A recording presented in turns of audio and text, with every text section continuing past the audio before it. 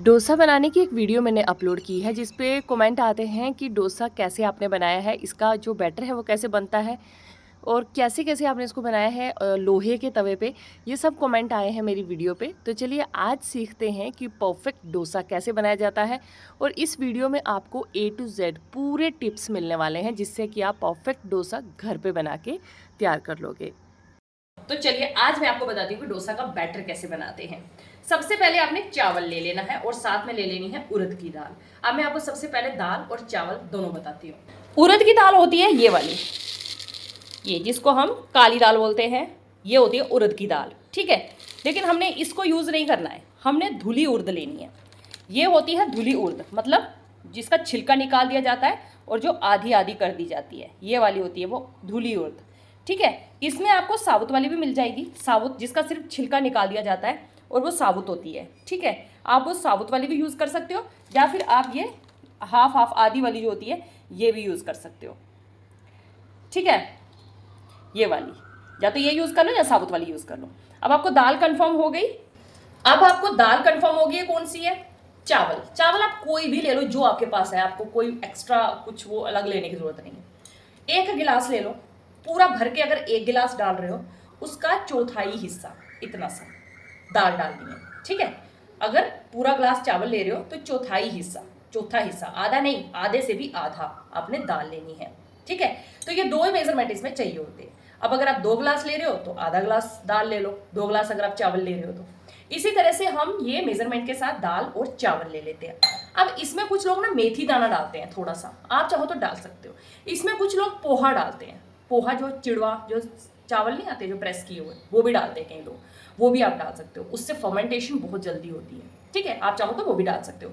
But जो traditional है वो सिर्फ 2 चीज़ों से बनाया जाता है, एक चीज चावल और साथ में उड़द की दाल, ठीक है। अब ये दोनों चीज़ें मैंने यहाँ पे डाली हैं, जिसमें मैंने 1 गिलास चावल और 1/4 हिस्सा दाल डाली है। इसको मैंने धो के पानी में और इसको मैंने फूलने के लिए रख दिया पिछले 3-4 घंटे से। अभी 4 घंटे के करीब हो गया है। अब ये जो ना इस तरह से जब इसको ऐसे करेंगे तो ये चावल टूट रहे होंगे, देखो ये छोटे छोटे पीसीस में हो जाएंगे। जब ये इस तरह की कंडीशन हो जाएगी इनकी, उस टाइम पे हमने इसको ग्राइंड करना है। ज़्यादा देर नहीं रहने देना, अगर ज़्यादा देर रहने दोगे तो इसमें स्मेल हो जाएगी और वो आपका बैटर जो है ना उसमें स्मेल आने लगेगी। इसलिए इसको सिर्फ 3-4 घंटे के लिए रखना है आपने। चलिए अब हम इसको करते हैं ग्राइंड, ठीक है।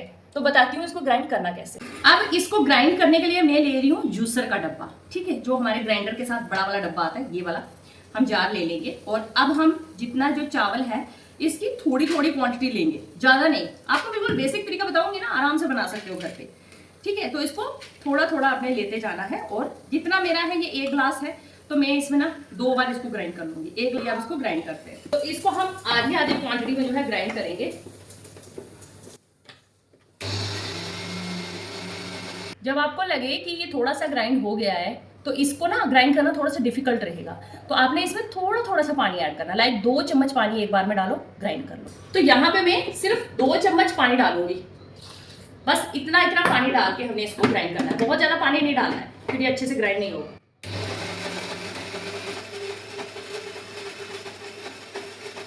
अब ये थोड़ा ग्राइंड हो चुका है, अब हम इसमें थोड़ा सा पानी और ऐड करेंगे।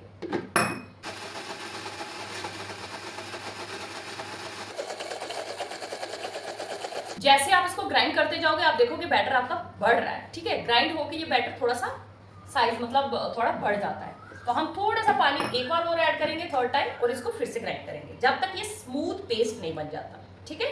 टाइम लगेगा, स्लोली स्लोली हमने इसको करना है। ऐसा नहीं है कि एक ही बारी में हो जाएगा, शुरू में आपको लगेगा हो ही नहीं रहा, थोड़ा थोड़ा पानी ऐड करना और इसको ग्राइंड होने देना है। बस 3 बार 2-2 चम्मच पानी डालना है, इससे ज्यादा नहीं।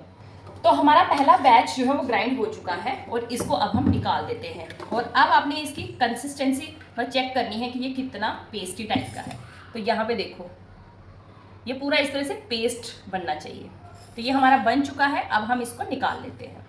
अगर आपको थोड़ा दरदरा लग रहा हो तो उसको और ग्राइंड करिए, लेकिन चेक करिए जब वो स्मूथनेस आ जाएगी ना आपके बैटर में तभी निकालना। एक यहाँ पे हम कुछ बाउल वगैरह ले लेंगे और उसमें इस बैटर को निकालेंगे। तो आप बैटर को देख सकते हैं ये कैसे गिर रहा है, ठीक है। बैटर की कंसिस्टेंसी आपने जैसी भी रखनी है, इडली के लिए रखनी है, डोसा के लिए रखनी है या फिर वड़ा के लिए रखनी है, तो कंसिस्टेंसी आपने स्टार्टिंग में ही वैसी रखनी है। फर्मेंट होने के बाद पानी ऐड करोगे तो थोड़ी सी दिक्कत आती है। चलिए अब ये मेरे पहला बैच निकल चुका है, इसको अब हम चम्मच के साथ निकाल लेते हैं। बाकी के जो राइस बचे हैं अब वो सारे इसमें डाल देंगे। सो ये दूसरा बैच हमारा जो है ये ग्राइंड हो चुका है। और कंसिस्टेंसी की बात करें तो अगर आप बड़े बना रहे हो तो उसके लिए कंसिस्टेंसी आपको थोड़ी सी हार्ड रखनी है, मतलब पानी और कम डालना है। जो आप 3-4 चम्मच डाल रहे हो आप 2 चम्मच डाल के ग्राइंड करना, ज़्यादा नहीं। और अगर आपने इडली के लिए बनाना है तो ये कंसिस्टेंसी इडली के लिए एकदम परफेक्ट है, ठीक है।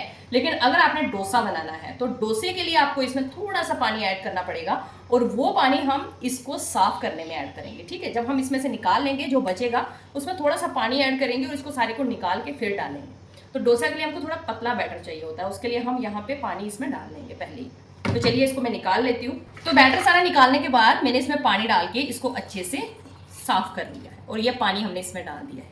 ये पानी होगा करीबन 1/4 इतने गिलास से भी कम होगा, ठीक है। तो इसको अब हमने डाल दिया इसमें, इसको अच्छे से वॉश करके। तो ये सिर्फ आपने डोसा, अगर सिर्फ डोसा बनाना तो उसके लिए। इडली के लिए आप पानी ऐड मत करना, और ना ही वड़ा के लिए आप पहले जो पानी ऐड कर रहे हो वो भी थोड़ा कम ऐड करना, ठीक है। वड़ा के लिए हार्ड बैटर चाहिए होता है, इडली के लिए थोड़ा सा सॉफ्ट, और डोसा के लिए थोड़ा ज़्यादा सॉफ्ट नहीं, पतला वाला, ठीक है। तो इसको अब हम मिक्स कर लें।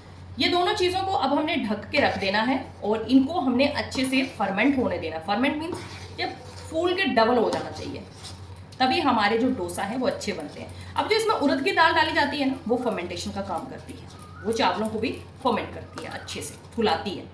तो ये हमने अच्छे से इसको मिक्स कर दिया है। ये बैटर फूलने के बाद बहुत सही कंसिस्टेंसी में आ जाता है।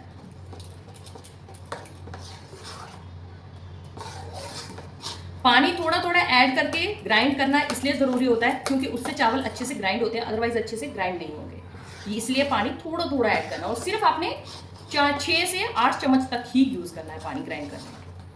मैं आपको छोटी छोटी चीज़ें इसलिए बता रही हूँ ताकि आप इजीली घर पे अपना डोसा बैटर बना सको। और डोसा बना के सबको शौक होता है चीज़ें करके अपने घर वालों को खिलाने का, सबको होता है। तो इसीलिए मैं चाहती हूँ मेरी वीडियो से आप अगर सीखो तो फुल्ली सीखो, मतलब मुंह में जाने तक पूरा A to Z। तो चलिए अब ये मैंने इसका जो बैटर है ये रेडी कर दिया है, और अब इसको हम फर्मेंट होने के लिए छोड़ देंगे।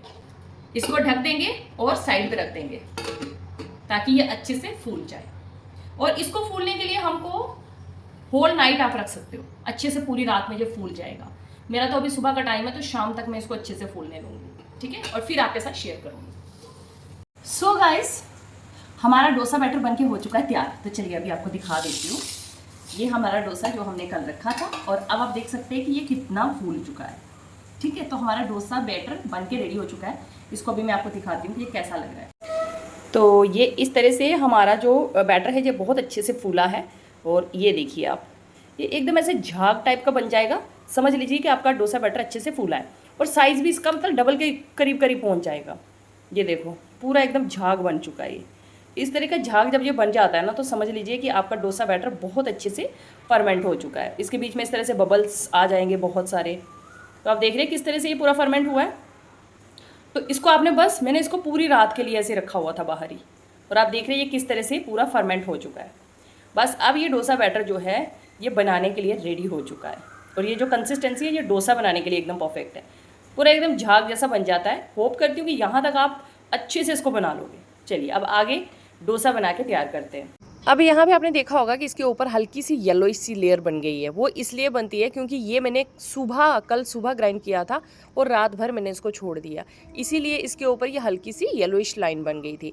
और सेकंड डे मतलब नेक्स्ट टाइम मैंने जब डोसा बनाया था फिर से मैंने देखिए फर्मेंट किया था, इसमें आपको बिल्कुल भी येलो लेयर नहीं दिख रही होगी, ये भी डबल से भी ज़्यादा फूला है। तो ये दूसरा वीडियो मतलब सेकेंड थर्ड डे मैंने दोबारा से डोसा बनाया था, तब देखो ये इस तरह बना था। तो जब भी ऊपर थोड़ी येलो लेयर आ जाए इसका मतलब ये होता है कि आपने ज़्यादा देर उसको फर्मेंट होने के लिए छोड़ दिया था। सो ये बस एक नाइट के लिए ही आप रखो, या फिर अगर मॉर्निंग में कर रहे हो तो शाम तक रखो, उसके बाद इसको फ्रिज में लगा दो, तो फिर ये येलो लेयर ऊपर से नहीं आएगी। तो ये दूसरी बार जब मैंने बनाया था 3-4 दिन बाद, तो उस टाइम पे देखिए इस तरह से ये हमारा बैटर जो है वो बना था। तो आप कभी भी बनाएं बस बैटर में इस तरह से झाग टाइप का आना चाहिए, एकदम पेस्ट बन जाना चाहिए, तो समझ लीजिए आपका जो बैटर है वो बहुत अच्छे से बना है। चलिए अब इससे पहले हम बना लेते हैं चटनी। तो चटनी बनाने के लिए यहाँ पे आपने सरसों का दाना और करी पत्ता 2 डाल लेने हैं। उसके बाद प्याज डालेंगे खूब सारा कटा हुआ, मतलब 2 बड़े साइज़ के प्याज कट करके डाल देंगे। उसको थोड़ा भूनने के बाद टमाटर डाल देंगे और इसको भी हम अच्छे से भूनेंगे। अब डालेंगे यहाँ पे हल्दी, मिर्च और नमक, तीनों चीज़ें, इसको भी अच्छे से चला देंगे। अब डोसा बनाना सीख रहे हो तो चटनी तो ज़रूर बनती है। उसके साथ ही हम यहाँ मूंगफली डाल देंगे। मूंगफली को थोड़ा सा रोस्ट करके डालो, मैंने यहाँ पे ऐसे ही डाल दिया, आप थोड़ा सा रोस्ट करके डाल लेना। अब यहाँ पे ये जो मटेरियल हमारा बना है, इससे इसका हम जो 1/4 हिस्सा छोड़ देंगे बीच में ही कढ़ाई के, और बाकी वाला जो निकाल देंगे चटनी के लिए। इसको ठंडा होने के लिए रख देंगे, और जो कढ़ाई वाला हिस्सा है इसमें हम डाल देंगे आलू हमारे बॉईल किए हुए, और ये मैं स्टफिंग रेडी कर रही हूँ। अब इस स्टफिंग में मूंगफली वगैरह सब कुछ है, आप चाहें तो इसमें मूंगफली नहीं भी डाल सकते हैं।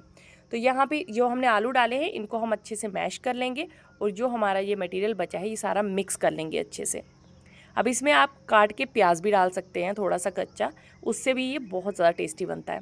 अब यहाँ पे हम पानी डालेंगे ताकि ये जो हमारा स्टफिंग है ये थोड़ा पतला पतला सा बने, जो हमको स्प्रेड करने में डोसा के ऊपर ईजी हो। ठीक है, तो यहाँ पे ये हमारी जो स्टफिंग है रेडी हो चुकी है। चटनी के लिए जो मैंने रखा था वो ठंडा हो गया था, तो उसको हमने ग्राइंड कर लिया है। अब इस चटनी में पानी खूब जाता है, ठीक है, तो इसको आपने पतली कंसिस्टेंसी में ये चटनी बनानी है। और मूंगफली है तो उसको ग्राइंड करने के लिए थोड़ा थोड़ा पानी डाल के फिर ग्राइंड करना पड़ेगा। अब यहाँ पे देखिए ये स्क्रबर कौन सा, बर्तन धोने वाला, एक वो आता है ना स्टील वाला स्क्रबर, वो है। अब इससे आपने तवे को अच्छे से रगड़ना है। यहाँ पे मुझे बहुत सारे कमेंट आते हैं कि आपने ये तवे, लोहे के तवे के ऊपर कैसे बनाया है। बहुत इजी होता है, आप किसी भी लोहे के तवे के ऊपर बना सकते हैं, लेकिन आपको चाहिए एक स्क्रबर, जो जिससे आप बर्तन वगैरह साफ़ करते हैं ना, जिसमें थोड़ा सा स्टील वूल होता है, मतलब स्टील होता है जिसके बीच में थोड़ा सा, तो उससे आपने क्या करना है, तवे के ऊपर हल्का सा तेल डालना है, 1-2 बूंद, इससे ज़्यादा नहीं, 1-2 बूंद, और फिर आपने स्क्रबर के साथ अच्छे से रगड़ना है तवे को। आपको खुद ही लगेगा कि आपका तवा एकदम क्लीन है, स्मूथ है। पहला डोसा जो बनाओगे वो बिल्कुल थोड़ा सा डालना और मोटा मोटा रखना, थोड़ा सा जैसे उत्तपम बनाते हैं ना, हल्का सा मोटा रखना पहला डोसा जब बनाओगे। तो उससे क्या होगा कि तवा जो है ना वो एकदम मतलब अच्छे से परफेक्ट हो जाता है। पहला डोसा थोड़ा हल्का सा मोटा रखना, उसके बाद आप जितने भी डोसा बनाओगे वो एकदम परफेक्ट पतले पतले बनेंगे। अब आप थोड़ा सा मोटा अगर बनाओगे तो उसको पलट लेना, पलट के दूसरी साइड भी पका लेना। थोड़ा मोटा रखोगे अगर, तो आप चाहो तो दोनों साइड से भी पका सकते हो, लेकिन डोसा सिर्फ एक ही साइड से पकता है अगर आप परफेक्ट डोसा बनाना सीख जाओगे तो। ठीक है, तो यहाँ पे मैंने इसको देखिए पलट लिया। पहला डोसा हमेशा हल्का मोटा रखना, उससे आपका तवा जो है ना, तवा सॉरी, वो एक्सपर्ट हो जाता है डोसा बनाने में। ठीक है, अब जो हमने यहाँ पे स्टफिंग बनाई है, इस स्टफिंग को थोड़ा थोड़ा स्प्रेड करेंगे। आप चाहें तो यहाँ पे स्टफिंग को थोड़ा और पतला रख सकते हैं, अभी भी ये स्टफिंग थोड़ी सी हार्ड है, आप चाहें तो और पतला कर सकते हैं इसको, ताकि स्प्रेड करना बहुत ज़्यादा इजी रहता है। चलिए, अब यहाँ पे ये डोसा जो है बना है। अब इसको आप प्रेस करके भी बना सकते हैं, अच्छे से प्रेस कर लीजिए और इसको इस तरह से दोनों साइड से फिर से सेक लीजिए। अब एक डोसा ये हमारा बन चुका है। अब इसके नेक्स्ट जो मैं आपको बताऊँगी वो एकदम परफेक्ट डोसा बनेगा। तो यहाँ पे कुछ कुछ टिप्स हैं जो आपको ध्यान रखने हैं। अगर आपका पहला डोसा अच्छे से निकल जाएगा तो उसके बाद सारे डोसा आपके परफेक्ट निकलेंगे। बैटर अच्छा बना होगा तो बहुत अच्छे डोसे एकदम क्रंची बनेंगे। तो यहाँ पे देखिए, स्टफिंग अगर आपकी थोड़ी बच जाती है तो उसमें आप थोड़े से आलू, थोड़ा सा कच्चा प्याज कट करके डाल दीजिए, तो स्टफिंग आपकी बहुत अच्छे से बढ़ जाएगी। अब यहाँ पे बनाते हैं परफेक्ट डोसा। डालेंगे बैटर और इसको अच्छे से हमने स्प्रेड करना है कड़छी की हेल्प से। कई लोग हाथों से बनाते हैं, कहीं कड़छी से बनाते हैं, जैसे भी आप बनाते हो अच्छे से स्प्रेड करना है। उसके बाद हम थोड़ा थोड़ा करके तेल डालेंगे या देसी घी डालेंगे, घी से भी बहुत ज़्यादा टेस्टी लगते हैं। थोड़ा सा तेल डालेंगे यहाँ पे, बूंद बूंद करके इस तरह से मैं डाल रही हूँ। और अब इसको हम अच्छे से सिकने देंगे। अगर आपका डोसा परफेक्ट बनने वाला होगा तो इसकी जो बाहर की लेयर्स है ना, साइड्स, वो एकदम निकल जाएंगी, पहले ही बाहर ऊपर की ओर उठ जाएंगी। आपको पता चल जाएगा कि आपका डोसा जो है वो निकल जाएगा। अब मतलब लेयर्स उसके ऊपर होने लग जाएंगी साइड से। अब इसको हमने धीरे धीरे करके निकालना है और आप देखिए कितना ज़्यादा क्रंची और कितना ज़्यादा पतला बना है ये। अब इसके ऊपर हम स्टफिंग स्प्रेड करेंगे। बस कुछ चीज़ों का ध्यान रखना है, जब भी आप तवा यूज़ करें सबसे पहले तो उसको नॉर्मल आपने अच्छे से धो लेना है। उसके बाद थोड़ा सा तेल डाल के स्क्रब कर लेना है। तो उसके बाद आप जब भी डोसा बनाओगे, सेकंड डोसा, थर्ड डोसा, जब भी डोसा बनाते जाओगे, पहले उसको स्क्रब करना है, अच्छे से रगड़ना है और फिर उसके बाद डोसा डालना है ऊपर बनने के लिए। और हमेशा ये याद रखना है कि जब आप डोसा डालो, फ्लेम सिम होनी चाहिए और डालने के बाद फ्लेम को आप थोड़ा सा बढ़ा दीजिए, लेकिन डालते टाइम हमेशा सिम होनी चाहिए। तो मेरे डोसा बन के हो चुके हैं रेडी। अब आप भी बनाइए और खूब एंजॉय करिए फैमिली के साथ।